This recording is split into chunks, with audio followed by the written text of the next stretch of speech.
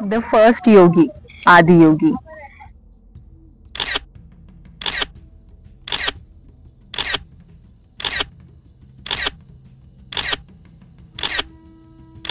मी तुम्हाला माझा इथला एक्सपिरियन्स कसा होता, इथे तुम्ही कसे पोहोचू शकतात यापासून ते इथला अनुभव कसा आहे, इथे बघण्यासाठी काय काय स्पॉट आहेत, काय काय गोष्टी आहेत आणि इथे राहण्यासाठी खाण्यासाठी काय खर्च येतो, या सगळ्या काही गोष्टी मी तुमच्याशी शेअर करणार आहे. तर व्हिडिओ शेवटपर्यंत नक्की बघा. लाईव्ह शो 7 वाजता चालू होतो आणि तो आपल्याला अजिबात मिस नाही करायचा.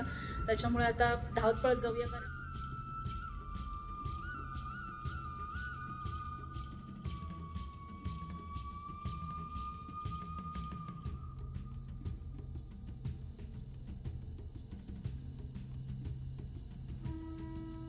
नमस्कार, मी ऋतुजा आणि मुक्तायन या चॅनलवर आपल्या सर्वांचं स्वागत आहे.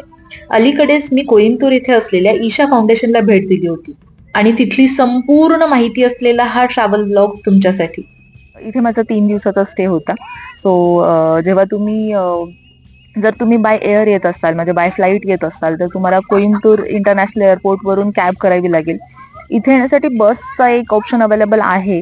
14D नंबरची बस येते, बट बससाठी वेट करण्यापेक्षा आय वुड सजेस्ट, जर इफ यू कॅन अफोर्ड, तुम्ही कॅब घ्या. कारण कोइंबतूर शहरापासून हे ठिकाण 45 किलोमीटर अंतरावर आहे, म्हणजे 1.5 तासाचं अंतर आहे. So if you have lot of luggage and bags वगैरे आहेत, तर तुम्ही बेटर कॅब घ्या. अदरवाईज तुम्ही बसने येऊ शकता. सेम विथ द ट्रेनने आल्यानंतर पण तुम्ही कोइंबतूर बस स्टॉपवरून 14D नंबरची बस घेऊ शकता, ज्याचं वेळापत्रक आदियोगी ईशा फाउंडेशनच्या वेबसाईटवरही दिलेलं आहे. माझी खूप दिवसापासूनची इच्छा होती आदियोगीला भेट देण्याची आणि शेवटी ती पूर्ण झाली. मुंबईवरून मी इंडिगोची फ्लाईट घेतली होती. फ्लाईटने मुंबईवरून कोइंबतूरला पोहोचण्यासाठी साधारणतः 2 तासाचा वेळ लागतो. कोइंबतूर एअरपोर्टला पोहोचल्यानंतर मला तिथे ही एक छानशी नटराजाची मूर्ती आणि हे सुंदरसे एलिफंट्सचे स्टॅच्यू पाहायला मिळाले. त्यानंतर बाहेर येऊन मी कॅब घेतली. कॅबने ईशाला पोहोचण्यासाठी खर्च साधारणतः 1200 ते 1400 येतो. जर का तुमचा राहण्याचा प्लॅन असेल आणि तुम्ही जर कॉटेज स्टे बुक केला असेल, तर कॅब ड्रायव्हर तुम्हाला वेलकम पॉइंटवर ड्रॉप करतात आणि तिथे तुम्हाला चेक इन करावं लागतं. चेक इन मध्ये तुम्हाला हा असा रिस्ट बँड दिला जातो. माझा स्टे शिवपदम 3 मध्ये होता, सो त्या नावाचा रिस्ट बँड तुम्हाला दिला जातो. चेक इन केलं जातं आणि तुमच्या बॅग्स चेक केल्या जातात. आणि वेलकम पॉइंट पासून कॉटेज जवळपास 2 ते 2.5 किलोमीटरच्या अंतरावर आहे. तिथे पोहोचण्यासाठी तुम्हाला शटल किंवा बुलक कार्ट असे 2 ऑप्शन्स आहेत, जे फ्री ऑफ कॉस्ट आहेत. बुलक कार्ट म्हणजे रॉयल एनफिल्डचे चाकं वगैरे व्हील्स यूज करून बनवलेले छानसे कार्ट्स आहेत आणि थोडक्यात बैलगाडी, पण ती टाकाऊपासून टिकाऊ अशी थोडीशी मॉडर्न बैलगाडी आहे. आणि ऑरेल्स बॅटरी व्हेकल्स आहेत, जे घेऊन तुम्ही, जे फ्री ऑफ कॉस्ट आहे, ज्याने तुम्ही तुमच्या कॉटेज पर्यंत पोहोचू शकता. तर आल्यावर सगळ्यात पहिली गोष्ट जी मी पाहिली ते होतं आदियोगी दिव्य दर्शनम. सो हा जो स्टॅच्यू आहे, 112 फूट उंचीचा स्टॅच्यू आहे. इथे रोज संध्याकाळी 7:15 वाजता 20 मिनिटाचा लाईट शो होतो, 7:15 ते 7:35 पर्यंत. आणि इट वॉज मॅजिकल एक्सपिरियन्स. अतिशय सुंदर अनुभव होता, ज्याचे क्लिप्स मी तुम्हाला त्या व्हिडिओमध्ये दाखवते. आदियोगी स्टॅच्यू. ईशा फाउंडेशनला पोहोचल्यानंतर पाहण्यासारखी जी ठिकाणं आहेत, त्यापैकी सगळ्यात मोठं अट्रॅक्शन म्हणजे हा आदियोगी स्टॅच्यू. जगातील सर्वात मोठा अर्धपुतळा म्हणून गिनीज वर्ल्ड रेकॉर्डमध्ये नोंदवला गेलेला हा 112 फूट उंच असलेला शिवाचा स्टॅच्यू. ईशा फाउंडेशनचे संस्थापक सद्गुरू यांनी हा डिझाईन केला. याची उंची 112 फूट, लांबी 147 फूट तर रुंदी 82 फूट आहे. हा स्टॅच्यू स्टील पासून बनवलेला असून याचं वजन सुमारे 500 टन इतकं आहे. मोक्ष प्राप्तीच्या 112 शक्यता आणि मानवी प्रणालीतील 112 चक्रांचं हे प्रतीक आहे.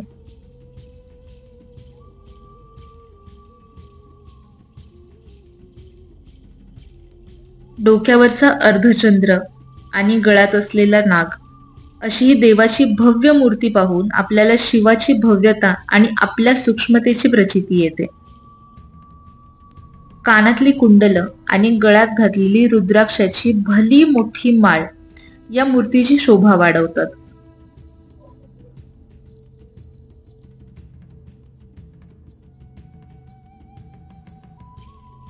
हा स्टॅच्यू वेलनगिरी पर्वताच्या पायथ्याशी असून स्टॅच्यूच्या आजूबाजूला मोठं मैदान आहे.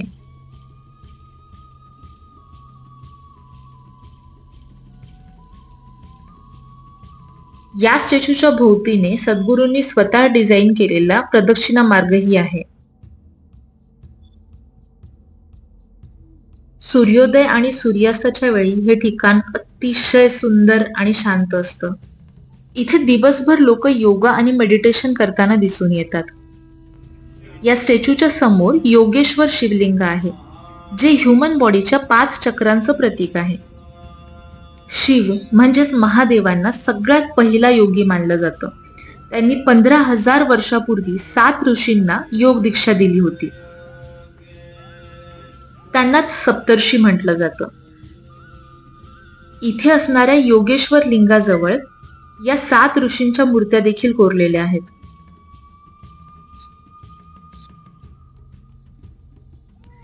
रोज संध्याकाळी 7 वाजता आदियोगी दिव्य दर्शन असतं, म्हणजेच इथे लेझर लाईट शो होतो. हा शो 20 मिनिटांचा असतो. त्यासाठी आपल्याला 7 वाजल्यापासून जाऊन बसावं लागतं. 7 वाजल्यापासूनच समोर असलेल्या मोठ्या मैदानात लोक आतुरतेने वाट पाहताना दिसून येतात.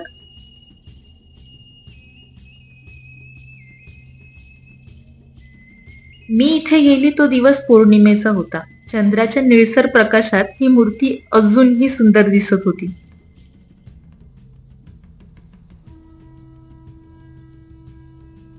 आणि शेवटी इतके दिवस व्हिडिओज मध्ये पाहत असलेला क्षण मला साक्षात डोळ्यांनी पाहायची संधी मिळाली. आदियोगी दिव्य दर्शनम. यामध्ये सद्गुरू आदियोगीची स्टोरी सांगतात. ती स्टोरी आणि हा लाईट शो अंगावर शहारे आणण्यासारखा असतो.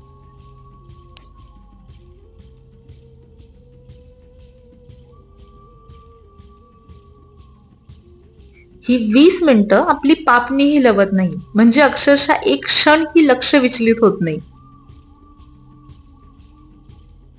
दिस प्लेस इज अमेझिंग अमेझिंग. माझं खूप दिवसाचं स्वप्न पूर्ण झालंय आणि मला खूप छान वाटतंय. आणि I can't believe I am gonna spend next 2 days over here. आणि खूप छान वाटतंय. असंच व्हिडिओ बघत राहा आणि उद्यापासूनचा दिवस कसं असेल ते बघूयात. ईशा फाउंडेशन मधलं दुसरं महत्वाचं ठिकाण म्हणजे ध्यानलिंग. मी असं म्हणेन, हे ठिकाण पाहण्यासारखं नाही तर रादर अनुभवण्यासारखं आहे. आश्रमाच्या परिसरात 14 फूट उंचीचं एक ध्यानलिंग आहे. नावावरूनच याची कल्पना येते. या ठिकाणी लोक ध्यान करण्यासाठी बसतात.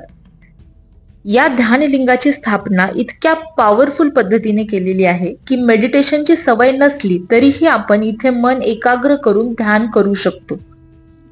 हे ध्यानलिंग सद्गुरूंनी 3 वर्षाच्या प्राण प्रतिष्ठेच्या तीव्र प्रक्रियेनंतर पवित्र केले. तर 11:50ला रोज 11:50ला ध्यान लिंगामध्ये नाद आराधना होते.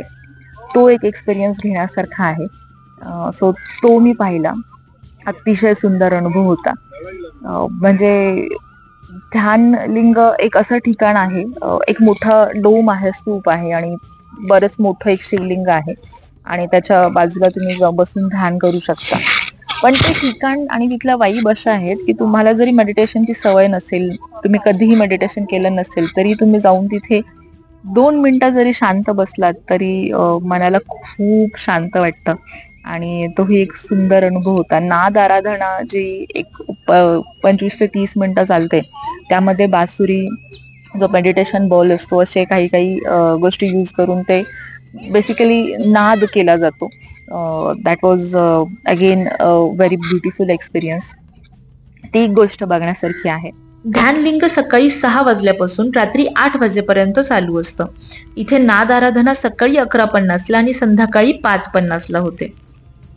दर पौर्णिमेला भाविकांना स्वतःच्या हाताने दूध किंवा जल अर्पण करण्याची संधी मिळते.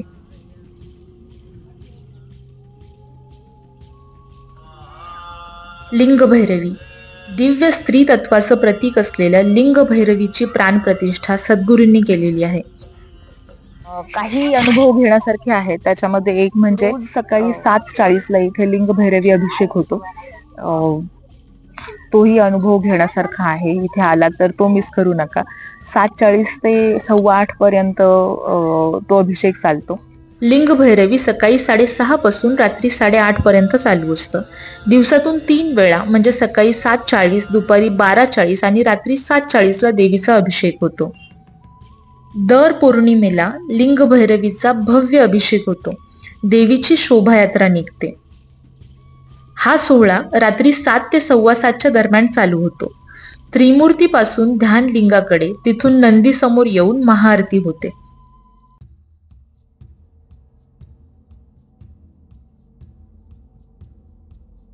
हा संपूर्ण विधी इतका पॉवरफुल होता आणि अंगावर शहारे आणणारा होता.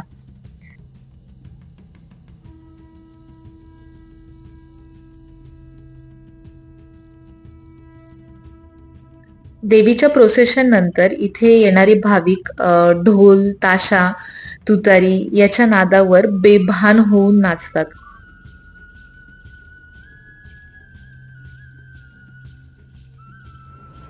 Beautiful experience. खूप शांत वाटलं, खूप स्पिरिच्युअल होतं ते. आणि त्या प्रत्येक ठिकाणी जेही टायमिंग लिहिलेले आहेत त्याच्या 10 मिनटं आधी पोचलेलं बरं. तर तुम्हाला तिथे व्यवस्थित बसायला मिळतं आणि गडबड होत नाही. तीर्थकुंड. इथे तीर्थकुंड आहेत. तीर्थकुंड म्हणजे एक सूर्यकुंड जे पुरुषांसाठी आहे, चंद्रकुंड जे स्त्रियांसाठी आहे. हे 2 एनर्जी पूल्स आहेत, like kind of swimming pool. So पाणी आहे आणि पाण्याच्या मधोमध शिवलिंग आहे. तोही एक्सपिरियन्स अतिशय सुंदर आहे. याशिवाय आश्रम एरियात पाहण्यासारख्या गोष्टी म्हणजे हा सर्पवासल, जो एक मोठा दरवाजा आहे आणि ज्याच्यावर सर्पाची मूर्ती कोरलेली आहे. नागश्राईन हा सूर्यकुंडामध्ये असलेला एक नागाची मूर्ती आहे जिथे पूजा केली जाते. आणि त्रिमूर्ती, जी महादेवाच्या रुद्र, हर आणि सदाशिव अशा 3 रूपांना रिप्रेझेंट करतात. याशिवाय 15 फूट उंचीची नंदीची भव्य मूर्ती आहे. कॉटेजेस ज्या आहेत त्या नॉन AC रूम 999 ला आहेत, म्हणजे 1000 रुपीज. तुम्ही जर या ऑक्टोबर, नोव्हेंबर, डिसेंबर हिवाळ्याच्या सीझन मध्ये येत असाल तर आय डोंट थिंक AC रूमची गरज आहे, कारण वातावरण थंड आहे, त्यामुळे AC रूमची गरज लागत नाही. बट समर मध्ये येत असाल तर तुम्हाला AC रूम बुक करावी लागेल. ही होती माझी रूम. रूम खूप नीट अँड क्लीन आहेत, स्पेशियस आहेत. ज्यामध्ये या रूम मध्ये 2 बेड होते, एक कबर्ड होतं आणि देन एक स्टडी टेबल आहे, चेअर आहे. वॉशरूम्स आहेत, वॉशरूम्स क्लीन आहेत. तुम्हाला रूम मध्ये शॉवर जेल आणि हँडवॉश प्रोव्हाइड केला जातो. टूथपेस्ट आणि टॉवेल तुम्हाला कॅरी करावं लागेल. युजली हॉटेल्समध्ये आपल्याला टूथपेस्ट, सोप आणि टॉवेल मिळतो, इथे तुम्हाला कॅरी करावं लागेल. शॉवर जेल आहे. आणि तुम्ही स्वतःच्या वाहनाने जात असाल तर कार पार्किंगसाठी कॉटेजच्या आजूबाजूला पार्किंग एरिया आहे. रूम मध्ये वॉटर बॉटलच्या ऐवजी एक कॉपर जार आणि 2 कॉपर ग्लासेस ठेवलेले आहेत आणि प्रत्येक लिफ्टच्या बाजूला एक वॉटर प्युरिफायर आहे, तिथून आपल्याला पाणी भरून घेऊन जावं लागतं. सो फूड साठी रेस्टॉरंट्स आणि कॅन्टीन अवेलेबल आहे. पण इथे भिक्षा हॉल, म्हणजे इथे सकाळी आणि संध्याकाळी 2 वेळा मोफत जेवण दिलं जातं. सो तुम्हाला इच्छा असेल तर तुम्ही त्याचा अनुभव घेऊ शकता, त्याचा लाभ घेऊ शकता. सकाळी 3 बॅचेस आहेत. मी त्याच्या टायमिंग्स पण तुम्हाला मेन्शन करेन. सकाळी 3 बॅच आणि संध्याकाळी 3 बॅच, अशा 3 बॅचमध्ये सकाळचं जेवण आणि संध्याकाळी डिनर, जो अर्ली डिनर असतो. आणि सात्विक जेवण असतं, पण जेवण खूप टेस्टी असतं. मी हे सजेस्ट करेन की त्याचा लाभ नक्की घ्या. आणि अन्नदानम म्हणून ॲपवरती ऑप्शन अवेलेबल आहे, जिथे तुम्ही त्या फूडसाठी दान करू शकता. सो जेवणासाठीच हे आहे. बाकी तुम्हाला स्नॅक आयटम, कॉफी किंवा बाकी काही फूड खायचं असेल तर रेस्टॉरंट्स आणि कॅन्टीन अवेलेबल आहे. हे आश्रम एरियात आणि ध्यानलिंगच्या बाजूला असणारं कॅन्टीन आहे, जिथे छान छान पदार्थ मिळतात.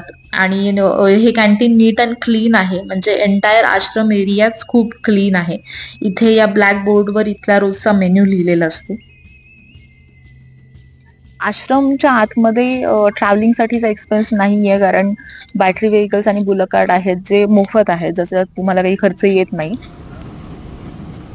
ही आहे बुलक कार्ड आणि ही आहे शटल, ज्याचा वापर करून तुम्ही आश्रम एरियामध्ये ट्रॅव्हल करू शकता. याशिवाय जेव्हा तुम्ही सूर्यकुंड किंवा चंद्रकुंड याचा लाभ घ्यायचा असेल तर तुम्हाला 20 रुपये पे करून चेंजिंग गाऊन घ्यावा लागतो, चेंजिंग क्लोथ घ्यावे लागतात. ते तुम्हाला तिथे इझिली अवेलेबल आहे, चेंज करून. सो तो एक 20 रुपयाचा खर्च आहे. अदर दॅन दॅट तुम्हाला ध्यानलिंग आणि लिंगभैरवी इथे तुम्हाला काही अभिषेक वगैरे करायचा असेल तर त्याचे एक्सपेन्स आहेत, ज्याचे डिटेल्स त्यांनी बोर्डवर लिहिलेले आहेत. म्हणजे 10 रुपयापासून 200 रुपयेपर्यंतचे खर्च आहेत. ह्या गोष्टी आहेत. आश्रमचा परिसर खूप सुंदर आहे. येता जाता ठिकठिकाणी तुम्हाला असे मोर अगदी निर्भयपणे इकडे तिकडे फिरताना दिसतात, अगदी आपल्या आजूबाजूला चालतात. आणि आश्रमच्या एरियात मोठी मोठी नारळाची झाडं आहेत, असं वाहतं पाणी आहे आणि रस्ते खूप छान आहेत. आजूबाजूला एकदम हिरवळ आणि डोंगर, पर्वतरांगा आणि सुंदर सुंदर वेगवेगळ्या प्रकारची फुलं, हे सगळं पाहून मन अगदी शांत होतं. आणि ओव्हरऑलच खूप शांत परिसर आहे, त्याच्यामुळे आपसूक आपल्याला ध्यान करण्याची, मेडिटेशन करण्याची इच्छा होते आणि अगदी शांत वाटतं. याशिवाय ठिकठिकाणी रस्त्यावर आपल्याला सद्गुरूंचे छान छान कोट्स लिहिलेले बोर्ड्स पाहायला मिळतात. परिसर खूप छान मेंटेन केलेला आहे, रोड चांगले आहेत आणि गार्डन आहे, एकदम छान फुलं आहेत, जिकडे बघावी तिकडे सुंदर सुंदर फुलं आहेत. जिथे तळी आहेत तिथे कमळं आहेत. आदियोगी स्टॅच्यू जवळ आणि आश्रम एरियात जिथे तिथे वॉशरूम्स अवेलेबल आहेत, तसेच पिण्याच्या पाण्याचीही सोय आहे. ठिकठिकाणी नॅव्हिगेशन बोर्ड्स आहेत, त्याच्यामुळे तुम्हाला चालत फिरायलाही कुठे प्रॉब्लेम येत नाही. लिंगभैरवी मंदिराच्या बाजूलाच साधना हॉल आहे. साधना हॉल 1 आणि 2 असे 2 हॉल आहेत आणि त्यापैकी एका ठिकाणी 9 वाजता उपयोगा आणि ईशाक्रिया याचं अर्ध्या तासाचा एक सेशन होतो. तो फ्री सेशन असतो, एव्हरीडे असतो. सो जे कोणी इथे याल तर त्या सेशनचा नक्की बेनिफिट घ्या. कॅन्टीन आणि व्हॅल्युएबल काउंटर्सच्या समोर एक दुकान आहे, जिथे तुम्ही कपड्यांची खरेदी करू शकता. याशिवाय एक ईशा ऑफरिंग म्हणून शॉप आहे, जिथे तुम्ही आदियोगी रेप्लिका स्टॅच्यू पासून सर्पसूत्र आणि अशा बऱ्याचशा गोष्टींचं शॉपिंग करू शकता. इथे येणाऱ्या भाविकांना रुद्राक्ष मोफत दिली जातात. त्या रुद्राक्ष सेवेमध्ये तुम्ही सामील होऊ शकता तुमच्या इच्छेनुसार. 1 ते 1.5 तासाची रुद्राक्ष सेवा केल्यानंतर मला हा ध्यानलिंगचा फोटो आणि रुद्राक्ष प्रसाद म्हणून मिळाली होती. तर अबाउट फोटोग्राफी, जेव्हा तुम्ही एंटर कराल तर आदियोगी स्टॅच्यू हा एकच एरिया आहे जिथे मोबाईल फोन आणि फोटोग्राफी, व्हिडिओग्राफी अलाऊ आहे. आश्रमच्या कोणत्याही एरियामध्ये ध्यानलिंग, लिंगभैरवी, तीर्थकुंडास या कोणत्याही आणि कॉटेजेस या कोणत्याही एरियात मोबाईल फोन्स अलाऊ नाही आहेत. त्याच्यामुळे तुम्हाला फोटो, व्हिडिओ आतमध्ये काढता येणार नाही. पण मी असं म्हणेन की ते एका तऱ्हेने बरंच आहे, कारण म्हणजे आजकाल मोबाईल फोन हा आपल्या जीवनातला अविभाज्य घटक झालेला आहे. जिकडे जाईल तिकडे आपल्याला फोन लागतो. पण हे काही अनुभव, इथला जो अनुभव होता, जो विदाऊट फोन, तो मी असं म्हणेन तो शब्दात वर्णन करता येणार नाही. तो प्रत्येकाने अनुभवायला हवा. म्हणजे ते इतकं पीसफुल वातावरण आहे. जेव्हा तुम्ही याल तर वेलकम पॉइंटला तुम्हाला एक हेल्प डेस्क आहे, जिथे सगळ्या गोष्टींची इन्फॉर्मेशन दिली जाते. तिथे फोटोज लावलेले आहेत, गोष्टी, टाइम टेबल्स लावलेले आहेत. So you better click a picture, म्हणजे तुमच्याकडे डिटेल्स राहतील की कोणत्या गोष्टीसाठी तुम्हाला कधी कुठे जायचं आहे आणि किती वाजता पोहोचायचं आहे. जेव्हा तुम्ही ध्यानलिंगाला जाताना फोन सबमिट करता आणि आतमध्ये जाता आणि जे ध्यान करता किंवा लिंगभैरवी या सगळ्या ठिकाणी जेव्हा फोन यूज होत नाही ना, ते इतकं पीसफुल वातावरण आहे, ते खरंच शब्दात नाही सांगता येणार. खूप छान वाटतं, खूप पीसफुल वाटतं. मी आतापर्यंत इथले व्हिडिओज बघितले होते, फोटोज बघितले होते. इथे आल्यावर जो अनुभव घेतला, मन अगदी शांत झालं. इथे वातावरण तसं आहे आणि वाईब्स तशा आहेत. जिकडे तिकडे बघाल तुम्हाला प्रत्येक ठिकाणी कोणी ना कोणीतरी मेडिटेशन करताना, योगा करताना दिसेल. इथे आल्यावर ऑटोमॅटिकली तुम्हाला खूप शांत वाटतं, मन एकदम शांत होतं. मी असं म्हणेन की प्रत्येकाने इथे येऊन हा अनुभव घ्यायला हवा. ऍटलिस्ट 1 दिवसाचा किंवा 2 दिवसाचा स्टे करून हे सगळे अनुभव घ्या. इथली सगळी ठिकाणं फिरा, ध्यान करा आणि तो म्हणजे मी सांगून तुम्हाला पटणार नाही, पण तो अनुभव घेतल्यानंतर तुम्हाला समजेल की मी एवढा का सांगते. So it was such a magical experience. इथे आल्यावर आणि वेळ घालवल्यावर आपल्याला जाणीव होते की आपण रोजच्या आयुष्यातली धावपळ, गर्दी, पैशाच्या पाठीमागे पळणं, छोट्या मोठ्या गोष्टींवरून चिडचिड करणं, या सगळ्या गोष्टी निरर्थक आहेत. इथे तुम्हाला मनःशांती मिळते, जी अजून कोणत्याच ठिकाणी सहजासहजी नाही मिळू शकत. अजून काही मिस झालं असेल, तुमच्या काही क्वेश्चन्स असतील तर प्लीज कॉमेंट बॉक्समध्ये ड्रॉप करा. सो मी तुम्हाला तुमच्या कॉमेंट्सचा आन्सर नक्की करेन आणि पुन्हा भेटूया एका नवीन व्हिडिओ सोबत. तोपर्यंत थँक्यू.